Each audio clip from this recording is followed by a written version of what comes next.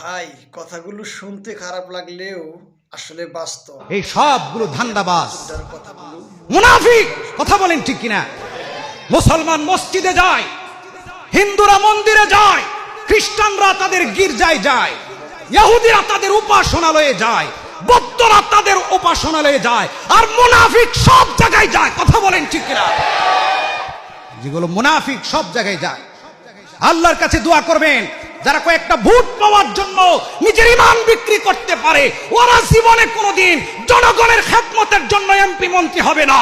ওরা স্বার্থান্বেষী, ওরা তেলবাজ। আল্লাহর কাছে দোয়া করবেন এমন তেলবাজরা যেন আমাদের জনপ্রতিনিধি হতে না পারে। কথা বলেন ঠিক কিনা? নিজের ঈমান বিক্রি করছে, দাড়ি টুপি পাঞ্জাবি পয়রা ওখানে যায় শুকরিয়া আদায় করছে, আর বলছে রোজা পূজা একই জিনিস, আর বলছে ইবাদত আর পূজা একই জিনিস। এদের বিবেক সব ধ্বংস হয়ে গিয়েছে, সবগুলোর ঈমান চলে গেছে। যত বড় হুজুর হোক, এই নির্বাচন আসলেই এমন কিছু আমরা দেখতে পাই। এগুলো মুনাফিকি কাজ। আল্লাহ পাক সবাইকে এমন মুনাফিকি কর্মকাণ্ড থেকে হেফাজত করুন। সকলেই বলি আমিন। ওখানে শিরিক হয়, গত সপ্তাহেও বলেছিলাম, বড় বড় উলামায়ে কেরাম বলেছেন